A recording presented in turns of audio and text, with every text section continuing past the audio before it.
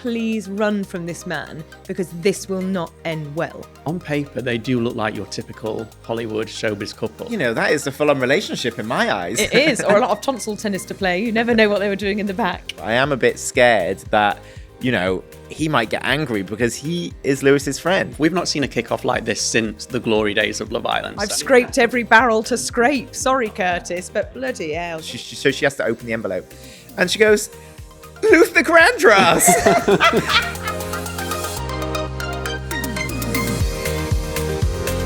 This is Showbiz Fix, your destination for the inside scoop on all our celebrity exclusives and the biggest entertainment stories you're loving this week.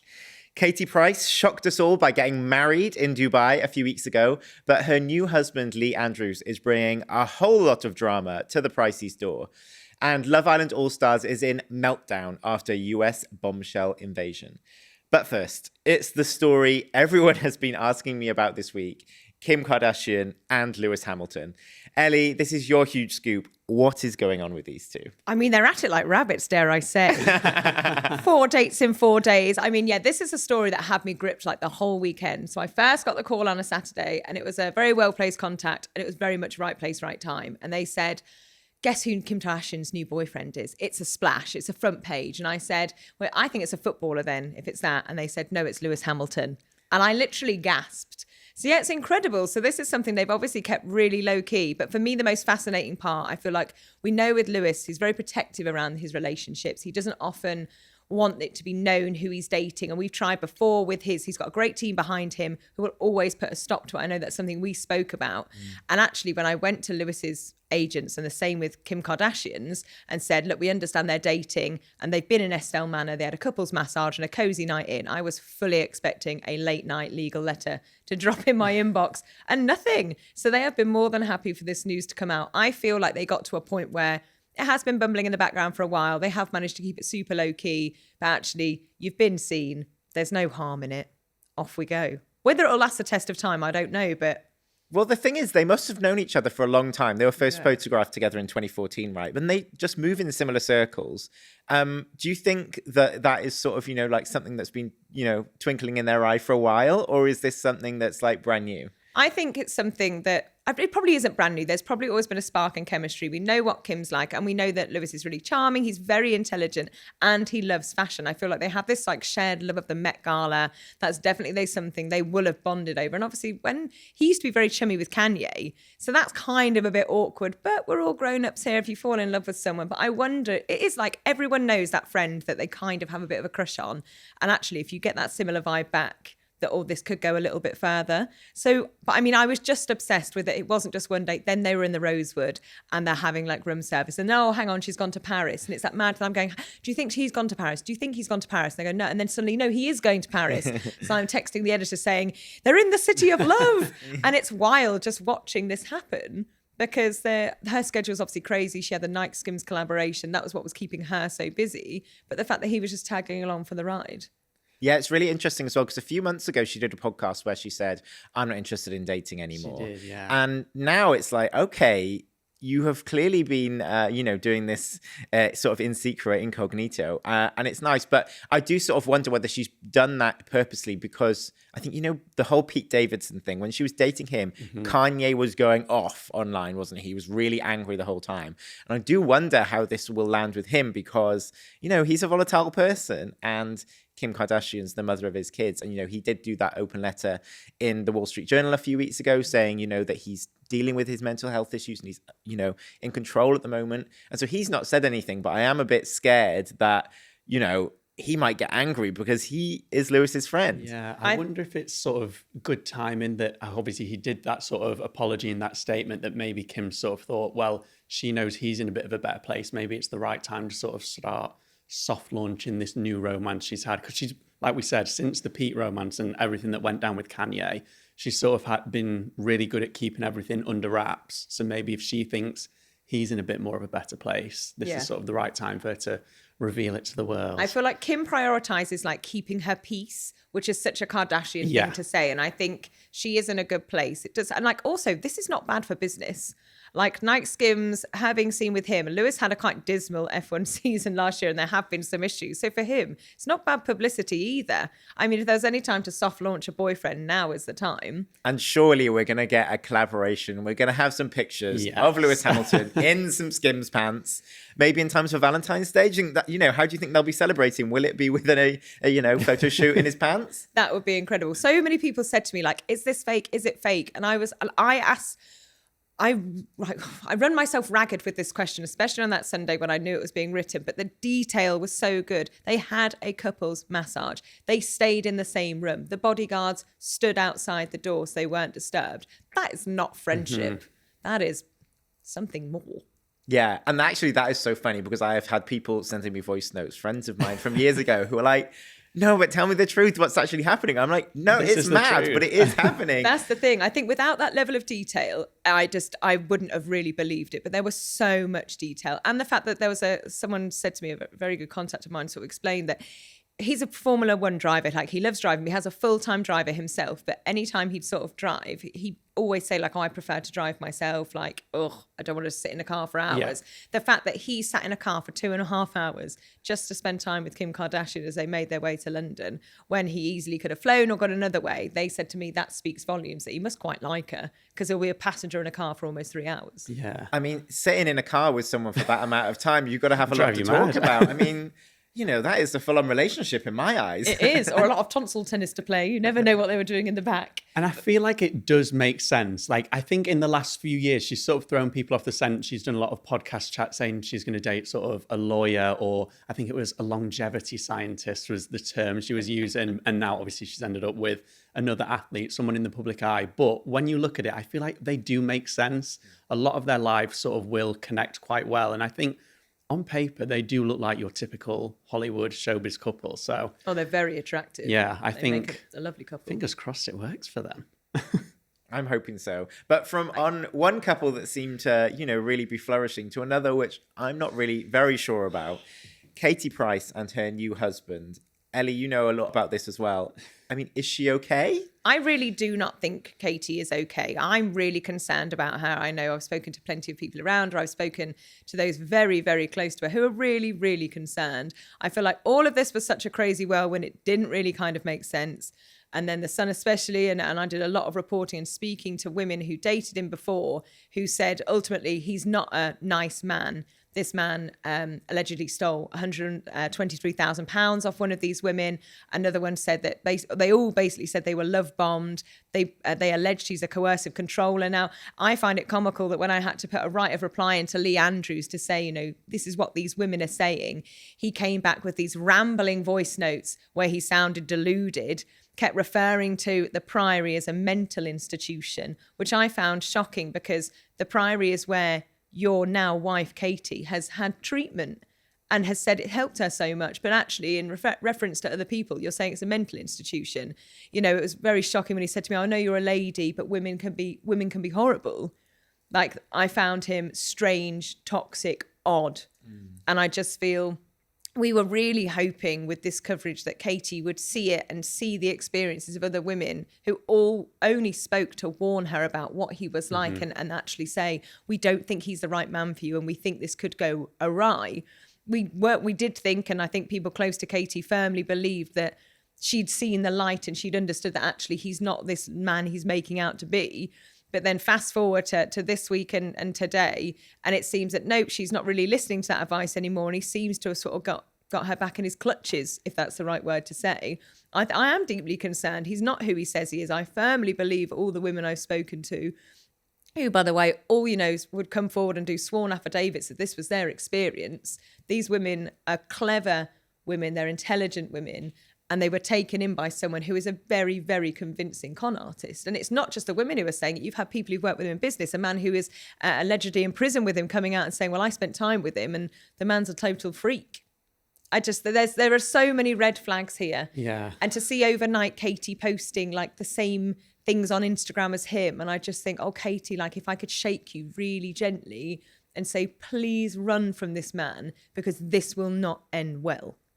How are things with Katie and her family? Are they in touch? Are they, you know, how do they feel about the relationship? I feel at the minute her family are absolutely distraught. and don't quite know what to do. I feel like that from the beginning, they were really worried because, again, like your daughter or your sister runs off and goes and marries a man in a foreign country you've never met. It's kind of like, oh, like Katie is known for being a bit outrageous. She's very impulsive. She wears her heart on her sleeve. Like she is, that's what makes her so authentic and genuine in that sense.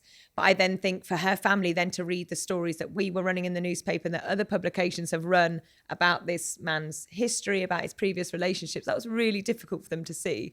I do feel like she's not at a good place with her family right now, which is really worrying for her, because for Katie, family's always been everything. They've always so taken care of her. You know, she's a really fragile person, Katie. I think she comes across as very bold and brash, but actually she's fragile. She needs looking after.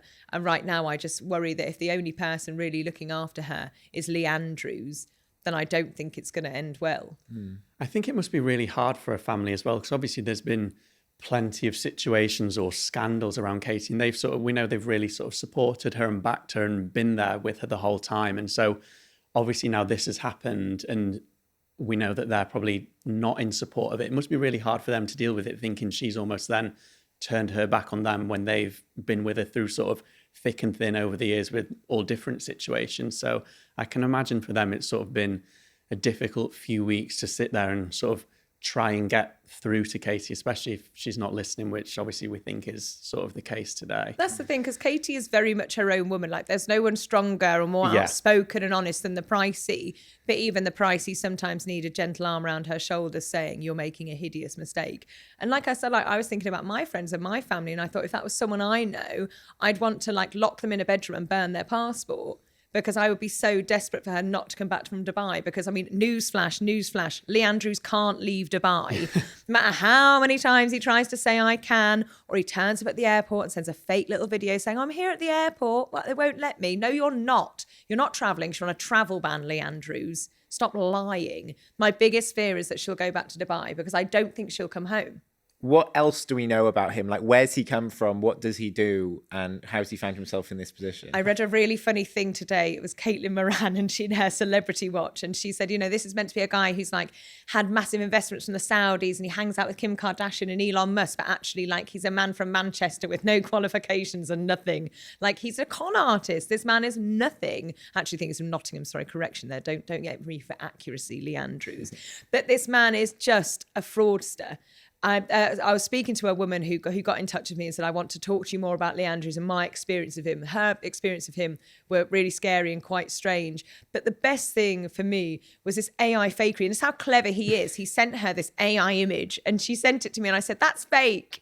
I was like, that's so fake. And she was like, no, but look at this and look at this. And I was like, it's fake. Everything that man has sent you is fake. Have you seen this conspiracy theory that people are convinced that he is actually an AI bot himself? So there are people on TikTok who have looked at his Instagram and they're like, he doesn't look real, which, spoiler alert, I think is because he uses AI to make all of his Instagram photos. Apparently he's bald, which gives me great joy because he gives himself a head of hair.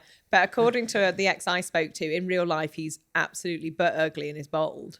I think Facetune has been used to its absolute max when it comes to his pictures. I would almost agree with the TikTok conspiracy theorist if someone I know hadn't seen him with their own eyes, confirming he is ugly and bald. But the voice notes that you've got make it sound like that isn't AI. That is someone who that's him. Is really putting their emotions out there in a message to you. I have spoken to many people in my time as part of my job over the years, whether it's in showbiz or real life or news, and I think I'm a good judge of character. And as soon as that man started talking, I thought, you're nuts. But I think it's quite shocking as well. He seems to really believe his own sort of lies. Completely. Like all this AI stuff, all this stuff about him being a businessman, having all these investments. It's almost like he has told himself it that many times and put it out there to the world that many times that he does think he is this multimillionaire Dubai businessman, when in actual fact, we probably know he's nothing like that. No, he's probably got a bit of cash, but also what kind of strange person does the exact same proposal for someone literally 2 weeks before? And then there was another woman who, before he proposed to Alana, that girlfriend, and then proposed to Katie, she believed he was going to propose to her in exactly the same place in exactly the same way. So he's trying to be a big old bigamist as well. It's just surprising. Like, how has he got the time to be doing all this? Like when you sit and look at all these fake qualifications he's got, I'm like, you must seriously not have much going on to think, right, what can I invent today and trick the world and bag me Katie Price in the process? It's just so strange. I just think, oh, God forbid and God help any woman, including Katie Price, who gets involved in this man, because he's clearly very clever. He's clearly a very good manipulator. That's my opinion. I believe he's a manipulator. I believe he's very clever, and women fall for his charms. And then once he's got his grisly little claws into you, it's game over. What do you think he sees in Katie? Like, why is he with her? Is he genuinely romantically attracted? Is he after money? Does she have money? She has money, and she also has fame and notoriety, and I think that's what he wants. But the fame that he's getting is not in a good way whatsoever. But I think he's a narcissist. He doesn't care. Point the spotlight on me. All publicity is good publicity. Do you know what I mean? I feel that's what he thinks. I literally saw text messages from him to another woman saying, I'm dating someone really famous in the UK now, and it's all going to come out in the papers because she's really famous. And he loves that. I don't know if you've seen on his Instagram stories, every time we write about a story on him online, he'll screenshot it and put it on his story to show that he's been featured in The Sun. And in some of his videos, he's like, oh, well, our publicists are handling it. You don't talk about stuff like that if you're actually... That's showing that you're interested in fame. You're playing the fame game. You want to be seen to be real. But I mean, does he even have a publicist? No, he doesn't. The whole thing's lies. Like, I don't think a word of truth's ever come out of that man's mouth. So there was talk of a honeymoon. Is that not going to happen? Well, only if it's in Dubai, because he can't leave Dubai. He's on a nice. travel ban. No matter what he tells you, Katie, he's on a travel ban. He can't leave Dubai. Because if he could, he'd be here now. He kept saying, oh, I'm coming to the UK, I'm coming to the UK. Oh, you balls. And he'd have loved that, because then he'd have got even more attention in the UK press, because he'd have done pictures of him landing in the UK, them out and about. We'd be all over it. He would be here if he could be. What has she been doing since she came back to the UK? She has been spending time, especially at the start of the week, sort of family and friends. Everyone was expecting that podcast to be recorded. I think that shows the state of relations between her and her sister, is the fact that podcast hasn't happened. Yeah, and she's announced today that the podcast has been put on pause. Yes, for now, because I think things are incredibly difficult. But she has been spending time with the kids. She's obviously been spending a lot of time with Harvey. You know, like, Katie is a very good mum. That's, you know, what her kids mean everything to her, which is why I'm so pleased she's come back to spend time with them. You know, it means a huge amount to her. So I think, like, lying low, hopefully not packing her bags to go back to Dubai, and we'll just hopefully... Katie, to see the light, stay here, like, listen to the people who love you, who are telling you this is a bad idea, because it's a bad idea. Yes. Sorry, I feel like I really went off then, but sorry. I feel like you're passionate about it. You care about Katie's well-being. I think, you know, a lot of people do in the UK. She's someone that we've all known for decades. That's so true. I think everyone just wants the best for her, don't they? And she's been so overexposed. Everyone has been feels like they've been involved in every aspect of her life. And obviously when a situation like this comes up, and I think most people could say something here doesn't quite feel right, of course people are going to be concerned and talking about it. So she's a little national treasure. She is. In her own way. In her own way, she is. No, there's no one on the street. If you stop everyone in the street, 100 people have said, who's Katie Price? They'd know.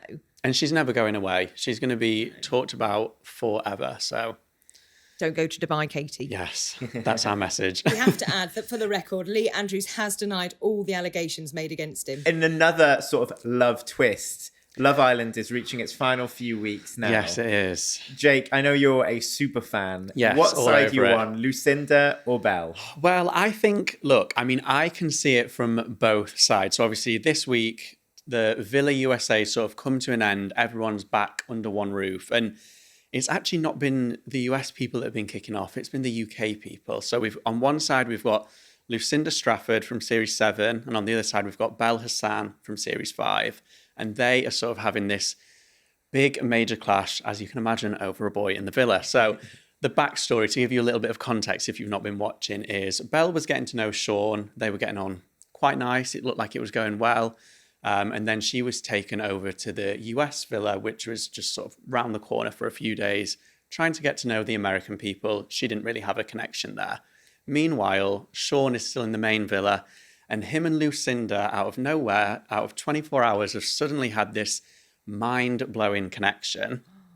And Belle is a strong girl. Her dad is Tamar Hassan, who obviously we know from sort of the Hard Man films. And she's sort of, you can see sort of her dad in her. And obviously she's come back into the main villa, and she is furious that Sean has sort of ditched her for Lucinda.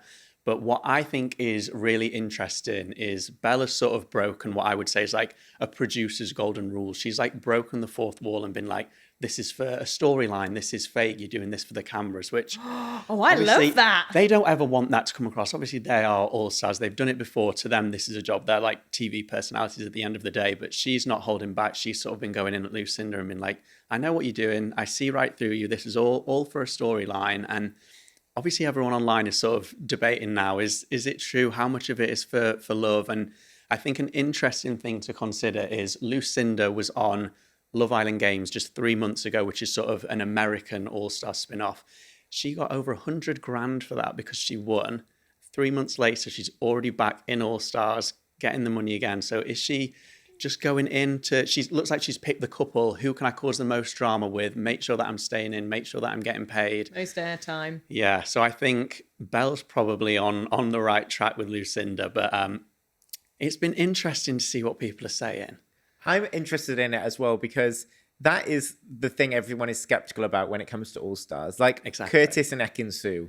I don't think anyone ever really believed that they were a couple, but they won, right? It's like, okay, how is that working? And now, obviously, he's back in the villa again for like He is, yeah. 34th time or something. Did you see the shade that ex-Love Islanders threw at him on Instagram? And it was like, I think they announced it and so many people underneath were like, are you joking? Not again. Like, find someone new. Like, actual Love Island stars bashing on Love Island for getting him back in.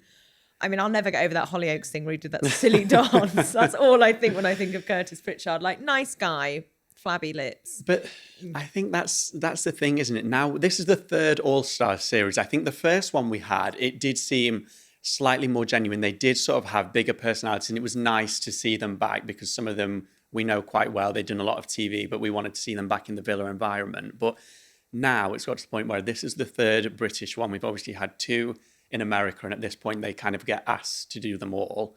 And it's like, we're 5 All-Star series in. A lot of the cast have been on 3 or 4 of them. It's not coming across genuine, especially when they do the American one and get paid a lot more than they do for the British one.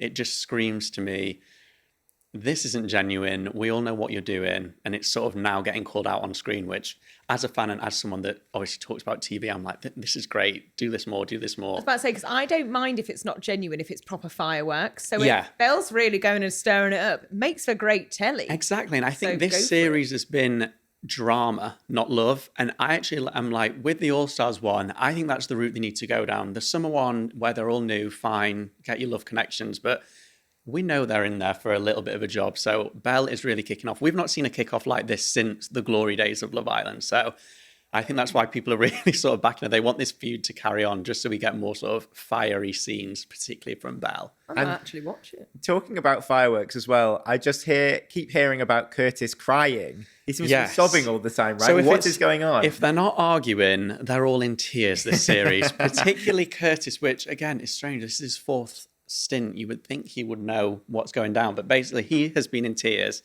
He had a very, I don't even know if we can call it a connection. He had sort of one day talking to Millie Court, who won Series 7, probably the biggest name in there this year. They spoke for a day. She went off to Villa USA, found an actual connection. She came back, told him, oh, this is, we're just going to stay friends. And he's sort of been in tears about that ever since. Each morning he goes to her and was like, can we clarify what we are? And she's like, I've told you straight. I have been in the hideaway with this other American boy, kissing him, doing everything. And now he's just sat there in tears. So Leave me alone, you wet bloody yeah. Wednesday. And they're all Jesus. like it this time around. They're all in tears at the slightest thing. And Yeah, I'm because like, he's realised his career's over. yeah, he's probably It's thinking, done. why have I done this again? That's What am why I he's going to really do in next? tears. I've scraped every barrel to scrape. they're Sorry, not gonna Curtis, have but me. bloody hell, get Oh, a proper job. Yeah. A bit of winter sun, though. You can't complain. I Yeah. wouldn't be turning it He down. might come back with a bit of a tan, so Well, Get a deal with Embrace Soleil or whatever it's called. so yeah, there's a couple of weeks to go now. Who are your runners and riders? Who do you think are going to last the course? I mean, well, there's not that many, to be honest. Like we said, it's more Drama Island than Love Island. But I would say if we're going to pick a solid couple, there's Sammy Alicia, who I think, again, is on her 3rd stint. And then Kieran Davis, who's actually in All-Stars for the first time. So maybe he's in there for the right reasons. They're sort of our most solid couple at this stage. And they've sort of been getting quite a lot of fan backing. So, I mean, if I had to put my money on anyone, it would be Sammy and Kieran for the win. But yeah, to be honest, other than that, there's not really many solid pairings in there. The only other one we had was Scott and Leanne. And I mean, if you watched last night's episode, that is now on the rocks. Leanne's kicked him out of bed. She's not having anything to do with him. So You can go to the crying circle with Curtis. yes, them two are watch the next 2 episodes. It'll be them two in tears. So I'll just spend it laughing because I just think it's funny. Then I'm just morons. they need to rename it. It's not Love Island. It's like Moron the Island. Moron Island, Crying Island, or Fight Island at this Therapy point. Island, yeah. Let's see how we go. Anyway, this weekend is very exciting. It's the Super Bowl. It's one of the biggest nights of the year in America. And it's the Super Bowl halftime show that I feel like this is really one of the most talked about ones, like in advance of a Super Bowl, just because there's been so much discourse about it, So this is going to be, the first Spanish language Super Bowl performer. Bad Bunny obviously can speak English, but he's, fluent in Spanish. That's his first language. So that is going to be a really interesting one because, there's a lot of people in America who speak Spanish and there's a lot of people around the world who speak Spanish. And Bad Bunny, is one of the most streamed artists in the world. He's going to be huge. I think there's going to be a lot of special guests. What do you think? Do you think he's going to be able to pull it off? And do you think it's right that there's any sort of discourse about, him taking part and whether he's worthy? It's going to be huge. It'll be culturally very important. And I feel like he'll smash it. Yeah, I mean, have you seen him live before? I feel like you've talked to me about his performances and he's absolutely incredible. So yeah, and he's huge and he's playing stadiums in the UK this summer. Like they're absolute sellouts. I've got so many people asking me. My trainer in the gym was saying, can you get me tickets to Bad Bunny? I was like, absolutely not. No, it's like the hottest I'm ticket. having them. Yeah. So, there's a lot of people after him and, he just won Album of the Year at the Grammys. It's like a momentous moment. And I feel like that moment where he found out the news and he sort of like had his head in his hands and everyone was so excited. It was such an emotional moment. So I feel like everyone's rooting for him. And also, they always are good at keeping the names under wraps for any guests. But he has worked with so many people and there's so many sort of Latin artists who he could bring out that I'm really interested to see what happens on the night. Because, he did I Like It with Cardi B. Like, that's such a big song. I'm like, if Cardi B came out, that would be incredible. But there's so many artists he could bring out. That's what I was going to say. I think it's really interesting because you've got the mix of sort of all the Latin artists that he's worked with that he could bring out. And then obviously sort of the American English language ones that he could bring out. And I mean, I read that he's been the most streamed male artist on Spotify for every day in January. So I think it just makes sense having him there because he is the biggest artist in the world right now. Whether you can speak the language or not. I mean, I can't speak Spanish and I still enjoy listening to him. So I think you can still sing along, can't you still know all the tunes. And he's like we were saying, I think he's a really good visual performer as well. And with the halftime show, obviously they've got sort of like a 12-minute slot. So I think you need someone that's going to put on that really good visual performance, have a lot of catchy songs that everyone sort of knows. And I think no matter what is going on, I think he's just going to be really good to have there. I think everyone's going to get behind him. And I think it'll go down really well. It's also that thing of, even if you don't know the music, it's like that classic sound. On his last album, the one that won Album of the Year, it's like every song, you're going to be shaking your hips. Yeah. You're going to be You tapping can't your help but feet. dance to him. So, everyone from the kids to the grandmas, I think will be loving it. Like really, if you put aside politics and whatever else and just enjoy it for a performance, I think it'll be the one. I think Melania will be in the White House just secretly flipping over to the Super Bowl with Donald just... She'll be giving it a little jig in the White House, I reckon. Yeah, she'll love it. On to bin or binge. I want to know, what are you loving and hating this week? Go on, Ellie. Tell me, what are you binning? I'm binning Bad Men. Lee Andrews, I'm putting you in the bin. You're so in the bin. Get out of all our lives. I can't bear writing about you anymore or even hearing about you. And I'm binging The Night Manager, which I know so many people were like, oh, the ending was so lame. Loved it. They shot Olivia Colman. Heart in mouth. Spoiler alert. Oh, I know, but Give it was it on away. ages ago. You must have bloody watched it by now. And yeah, apologies if that did spoil it for you. So she's dead. What about you, Jake? What are you binning this week? So this week I'm binning, right. Has anyone seen this hilarious clip of Craig David? Well, I say hilarious. It's actually got a bit of a tragic ending. Here we go. We've got it on screen. Yeah, so he has been on holiday, I think, this week, and sort of a fish ended up on his decking of his hotel room. So this is the fish on the decking. Yeah, and he picks it up, a flying fish. It looks amazing, doesn't it? Yeah, a little flying fish, and he sort of Chucks it thinks in he's the going sea. to help it, throws it in the sea, and I mean, as you'll see in a second, it doesn't quite go to plan because a fish swims up, eats it, kills it. And Craig, bless him, is sort of, you can hear him in the background of the room going, oh. And Craig is such a nice guy. He's a lovely really guy. into good karma and vibes. So I think it would actually upset him. He's like probably that sat at the happened. back now being like, oh God. What? But so yeah, I'm going to have to bin Craig, or maybe bin the fish Bin itself. the Now fish, it's gone. Craig. Yeah, 'cause Craig.